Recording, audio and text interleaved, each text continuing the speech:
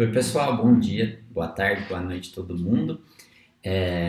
Vamos mudar um pouquinho então o enfoque da nossa disciplina aqui agora. Vamos falar um pouco de soldagem, né? Já vimos bastante coisa de conformação, vamos falar um pouco sobre soldagem. Então nessa aula a gente vai cobrir os principais processos de soldagem, vantagens e desvantagens de cada um deles, e a gente vai entrar num tópico mais específico que é a soldabilidade de aços, tá?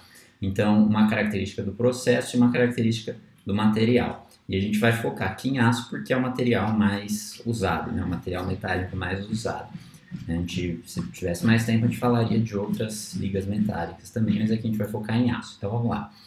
Então, nessa primeira parte, a gente vai cobrir alguns processos de soldagem. A gente vai cobrir esses 4 processos aqui e mencionar um quinto, tá? Eu sugiro então a leitura do capítulo 8 aí do livro do B12 e do PIB, com foco nessas 2 sessões aqui que eu estou listando, tá bom? Então, nessa primeira parte, vamos falar dos processos de soldagem. E assim, dentro de processo de soldagem, na verdade, é um processo de união de materiais, né? Então eu vou pegar duas peças separadas e juntar. A soldagem é só um jeito de fazer isso, né? Eu posso fazer uma união mecânica, né? Parafusar, grampear, arrebitar, né? Eu posso usar adesivos, geralmente poliméricos, tá? E um adesivo metálico, né? Entre aspas aí, seria um solder. Um solder ele é uma liga com baixo ponto de fusão, tá? Às vezes coisa aí de 100, 200 graus, que é como se fosse uma cola metálica mesmo. Você aplica esse solder, né? Você não funde o metal base, ou seja, vamos supor que você quer juntar 2 peças. Você não funde nenhuma das duas, você aplica esse metal de baixo ponto de fusão entre as duas e junta. Tá? Geralmente tem gente que considera um solder uma solda, mas seria uma de bem baixa resistência e de simples aplicação aí, né, para situações que você não exige muito dessa junção aí, né, mecanicamente. A soldagem, geralmente, a gente considera que a gente está ou fundindo ou modificando o metal base de algum jeito, tá? Então a gente pode soldar de 2 jeitos. Soldagem no estado sólido, tá? Que a gente vai ver uma ideia básica aqui, bem rápida, do que seria uma soldagem no estado sólido. E a por fusão, que é de longe a mais comum, tá? E aí a por fusão tem uma principal, que é arco elétrico, que é a mais usada, e tem outras duas. Tem a solda térmica, inclui, por exemplo, a por explosão. Vocês podem até ver vídeos no YouTube sobre isso, a gente não vai falar aqui, ela não é super comum, mas ela é bem interessante. E a por resistência, que é o spot welding. Eu não sei se vocês já ouviram falar desse método, é muito comum para coisas pequenininhas. A ideia é você pegar um fio, por exemplo, se você pensar nesse fio como tendo uma ponta, então você afina a ponta dele, então ele é grosso, né? Ele tem uma certa espessura, e na ponta você vai afinando ele até ele ficar uma pontinha bem fina. Se você aplica uma diferença de potencial entre isso e uma outra peça que você quer soldar, a hora que essas duas coisas se aproximam, a hora que essa ponta encosta na base, vai ter uma área de contato muito pequenininha. Isso aí vai gerar uma corrente muito intensa naquela pontinha que vai fundir, né? Aí isso vai descendo, essas duas peças vão se juntando, até que a área de contato aumenta, a corrente cai, o material não funde mais, acaba aí a solda por resistência. Então, geralmente é essa solda chamada de solda de ponto, ou spot welding, que você usa para soldar coisas pequenininhas, tá? Não sei se alguém aqui já colocou aparelho ortodôntico, né? Geralmente o dentista mesmo tem uma maquininha de spot welding lá no consultório dele para fazer pequenas soldas em aparelho ortodôntico, tá? Coisas geralmente menores, assim. A gente vai falar aqui da solda por arco elétrico, que industrialmente é a mais usada em aplicações maiores, tá? Então, qual que é a ideia da soldagem por arco elétrico? A ideia é que a gente vai ter um certo eletrodo, que a gente vai aplicar um potencial positivo, negativo, ou uma corrente, um potencial alternado entre ele e uma peça. Essa peça aqui a gente pode pensar como uma chapa ou alguma coisa grande. Isso aqui, esses dois vão estar a uma certa distância, tá? E a gente vai aplicar aqui uma diferença de potencial e uma corrente que vai fazer com que o gás entre os dois se transforme em plasma. Então, aqui a gente vai ter a transferência, né, dessa corrente por meio do plasma, e essa corrente elétrica aqui vai fundir a peça base e, em alguns casos, o eletrodo também, tá? Então, quando o eletrodo é fundido, o eletrodo vai sendo depositado na peça, senão a peça é fundida. Então, envolve a fusão da peça de algum jeito, tá? Então, a microestrutura, se a gente olhar duas chapas soldadas, então isso aqui seria a microestrutura de duas chapas soldadas. Então, aqui era uma chapa, aqui era outra chapa, aqui foi a região soldada. Então, a gente consegue ver aqui que a microestrutura, né, dessa região fica completamente diferente. Por quê? Porque essa região foi fundida e solidificada de forma relativamente rápida, né? Então, vocês devem lembrar das aulas de função, né, de que a taxa de resfriamento importa muito para a microestrutura, para as propriedades. Então, essa região aqui vai ter uma microestrutura diferente dessa. E não só isso, mas entre a região que não foi afetada e a região que foi fundida, eu vou ter uma região que eu chamo de zona termicamente afetada, que é uma região que foi aquecida, mas não fundiu. Então, essas três regiões são muito importantes, tanto a zona fundida, quanto o metal base, quanto essa zona termicamente afetada, tá? Vai ficar claro para vocês, principalmente no vídeo mais para o final dessa aula, que essa zona termicamente afetada, na verdade, é até mais importante, geralmente, né, pelo menos para aços, do que os outros dois, tá bom? Então vamos falar dos principais processos de soldagem. O mais barato e o mais simples, que muitos de vocês talvez já tenham até visto alguém fazer, né, é a chamada solda com eletrodo revestido. Que a ideia aqui tem aqui a nossa peça metálica, tá, que a gente está soldando. O nosso eletrodo que a gente vai usar aqui para fundir aqui a peça, ele é um eletrodo consumível. Então, ele é um eletrodo que ele vai ter um material que vai ser compatível com o metal base, e eu já explico o que é esse compatível, tá? Mas ele tem que ser... você não pode simplesmente pegar qualquer um, tem que ser algum que seja compatível com a peça que você está querendo fundir. E quando a gente aplica, então, essa diferença de potencial e inicia o processo de soldagem, o eletrodo vai ser fundido. Então, a gente vai transferir não só calor, mas também material aqui para o meu metal de solda. Tá? Então, esse eletrodo, a gente também vai chamar ele de metal de adição nesse caso, porque ele está sendo adicionado na peça. Tá? Então, ele é um eletrodo e um metal de adição ao mesmo tempo.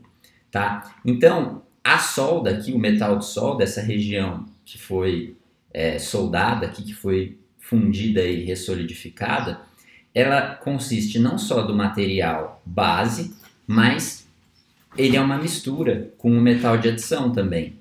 Né? Então é uma mistura dessas duas coisas. Peça mais metal de adição. Isso aqui vai ser o nosso metal de solda. Então percebe que a composição aqui, se esse metal de adição for diferente da peça base, vai ser diferente, né, daqui. Então aqui vai ter uma composição, aqui vai ter uma composição. Vai ser uma mistura dessa composição com essa composição, certo? Esse eletrodo ele vai ter duas funções, né? Três se a gente considerar essa adição que ele está tendo aqui. Né? Além dessa adição aqui, esse eletrodo ele tem uma camada né, protetora aqui, que é o revestimento, né, que é o nome da técnica de soldagem, o eletrodo revestido, que é uma mistura aí de compostos cerâmicos e poliméricos, que a hora que a gente inicia o processo e essa transferência começa daqui para cá, parte disso é depositado aqui no metal de solda, né? A parte cerâmica é depositada aqui no metal de solda, e a parte polimérica, ela reage aí com os gases atmosféricos e forma gases aqui de proteção ao redor da solda. Tá? Então, por que gases de proteção? Por que esse nome? Né? Porque são gases que protegem a solda. Então, proteger do quê? Do que a solda pode... O que pode danificar e prejudicar a nossa solda, né? Uma principal coisa que eu acho que vocês conseguem imaginar é o oxigênio do ar, né? Os metais são muito reativos aí a oxigênio, né? Eles querem em geral oxidar, né? Então, em altas temperaturas isso é muito, muito mais crítico, né? Então, se a gente não usar nenhum gás de proteção, isso daqui vai virar quase que óxido puro. Então, eu não vou ter uma solda metálica aqui, eu vou ter um monte de óxido que vai quebrar e as propriedades mecânicas vão ser horrorosas, né? Vai ser extremamente frágil. Então, a função desse revestimento é proteger proteger a solda de dois jeitos. Quais jeitos são esses? O primeiro é criar esses gases de proteção para diminuir, por exemplo, a oxidação da solda. E o segundo é formar uma escória controlada. Tá? O que é escória? Vocês talvez tenham visto isso nas aulas passadas, que envolvia metalurgia de líquido, né? A escória é basicamente uma mistura de óxidos que, se vocês fizerem aulas mais a fundo de metalurgia extrativa e metalurgia de panela, que chama, né, que é processos de tratamento de metal líquido, tem toda uma linha de os óxidos que você usa no metal, a escória que você usa para o metal, você consegue controlar o teor de inclusão que tem nesse metal, né, e o quão limpo ele é, porque dependendo dos óxidos que você coloca, ele pode roubar alguma impureza do metal, tá?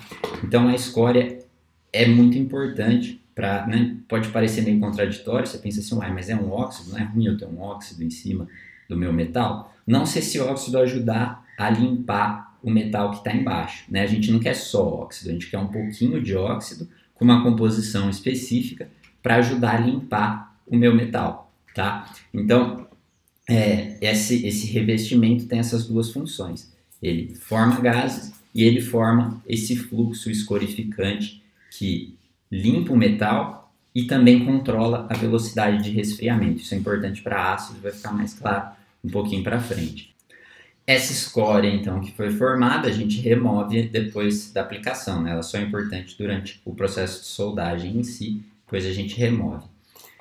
Então, quais que são as vantagens e desvantagens desse processo de soldagem com eletrodo revestido? Tá? Isso é mais desvantagem do que qualquer outra coisa, é que ela depende muito da habilidade do operador. Tá? Como assim? Ela é um processo, em geral, muito manual. Tá? Isso é bom porque, vamos supor, se você trabalha em uma empresa pequena, que cada hora está pegando uma situação diferente, ou seja, vocês não têm uma linha de montagem muito bem estabelecida, ela é um processo que tende a ser versátil se você tem um operador muito habilitado. Mas se você começa a partir para uma empresa grande, que você cada vez menos vai depender de um funcionário ou de outro, isso começa a se tornar um problema, né? Por ser um processo mais manual, a habilidade importa e isso é uma coisa um pouco mais difícil de você controlar numa escala maior, né? Então não é um processo muito bom para ser automatizado, por exemplo.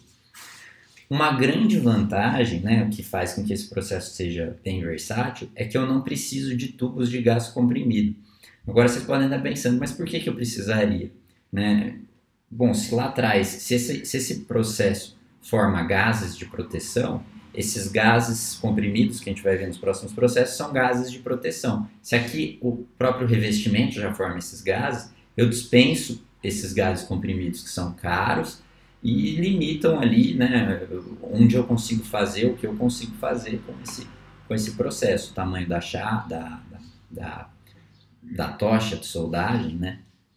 O equipamento é mais barato, né, porque eu não preciso de tubos de gás comprimido, eu preciso de muito menos aparatos aqui, né? Tanto que se vocês chamarem alguém para ir fazer uma solda na casa de vocês, no portão, alguma coisa, provavelmente vai ser ele vai levar uma tocha de eletrodo revestido, é mais barato, é mais simples, né? E não é prático, né? Isso talvez vocês consigam imaginar, não é prático para soldas grandes, porque o eletrodo acaba, ele tem um certo tamanho, você vai usando ele e ele acaba, né? Então você não consegue fazer ele de forma muito contínua. Então, de novo, não é um processo adequado para linhas de montagem, grandes linhas de produção, tá? Isso não necessariamente é uma coisa ruim, mas os eletrodos geralmente são sensíveis à umidade, é mais um cuidado que você tem que ter com o armazenamento. E tem uma parte que eu não vou entrar em muitos detalhes aqui, mas você pode operar de diferentes jeitos, com corrente contínua, alternada, e aí se ela for contínua você pode usar polaridade direta ou reversa, e cada caso vai ter uma vantagem ou desvantagem. Eu não vou entrar aqui porque eu acho que foge um pouco, começa a ficar um pouco específico demais, tá? Então esse foi o processo que a gente viu de eletrodo revestido.